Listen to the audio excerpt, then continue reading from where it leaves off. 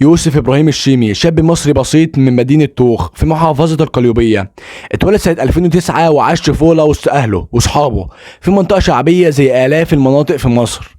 معكم ياسر أزامل وده فيديو جديد، أهلا بيك. من صغره كان بيحب يلعب كورة في الشارع، وكان دايما بينزل بكروته القديمة يقسم الفرق وينظم اللعب بين أصحابه. ومع الوقت كل اللي حواليه بدأ ياخدوا بالهم من إنه مختلف، سريع ذكي في الملعب وعنده شخصية قيادية حتى وصل لأكبر منه. في عمر ال 12 سنة قرر يوسف انه يتقدم لاختبارات الناشئين في نادي طلائع الجيش. راح لوحده ومن غير اي واسطة، اجتهد ونجح وتم قبوله في الفريق. بدأ يدخل تدريبات منظمة وسافر كتير من طوخ لبلده للقاهرة كل يوم علشان يحضر التمارين. كان بيرجع متأخر تعبان لكن راضي لأنه كان شايف إنه ماشي في طريق حلمه. يوم يوسف كان بيبدأ بدري جدا، يصحى 5 الصبح، يركب 3 مواصلات علشان يوصل الملعب، يتمرن ويلتزم في مروح المدرسة بعد كده، او يرجع البيت على طول. ما كانش بيتاخر ولا كان بيشتكي، كان بيحب الكوره وبيحترمها وعاوز يكمل فيها بشكل جاد. الناس اللي حواليه كانت شايفاه ابن مؤدب مركز في مستقبله وبيتعب علشان يحقق حاجه محترمه. مدربه قال عنه كان هادي لكن شغوف، بيسمع التعليقات وبيطبق، وكان ممكن يطلع لاعب مهم جدا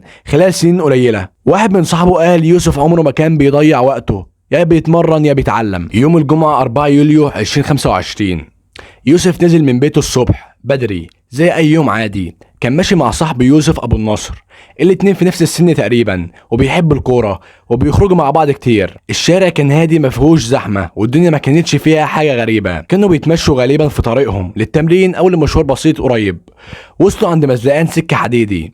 المنطقه دي ما فيهاش بوابات الكترونيه، والمزلقان تحديدا ما فيهوش عامل واقف او انذار واضح. كان في قطر معدي من جهه، من بره كان باين ان الطريق فاضي او خلاص بقى امن، لكن اللي ما كانش ظاهر ان كان في قطر تاني جاي من الاتجاه المعاكس، وده اللي محدش اخد باله منه. يوسف وصاحبه قرروا يعبروا، خدوا خطواتهم والناس حواليهم بدأت تلاحظ ان في قطر تاني جاي. بعض الناس اللي في المكان صرخوا قالوا ارجع في قطر تاني، لكن الوقت ما كانش كافي والمسافة كانت قريبة جدا.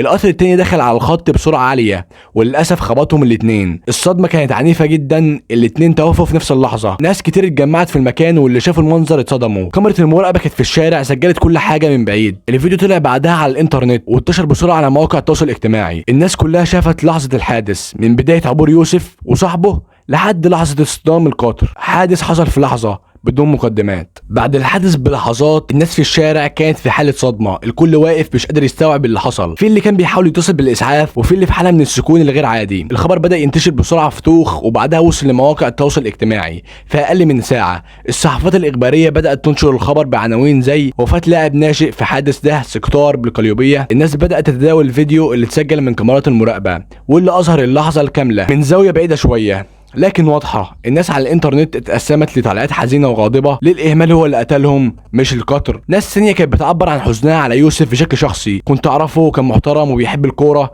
كنت بشوفه في التمارين، كان عنده طموح عالي. تاني يوم جنازة يوسف اتعملت في مسقط رقص بطوخ. الناس كلها نزلت، شباب وكبار ولاعبين وزملاء، وعيون الكل فيها دموع. شكرا انك كملت الفيديو للنهاية، وما تنساش اللايك لو الفيديو عجبك والاشتراك في القناة لو حبيت المحتوى. والسلام عليكم ورحمة الله وبركاته.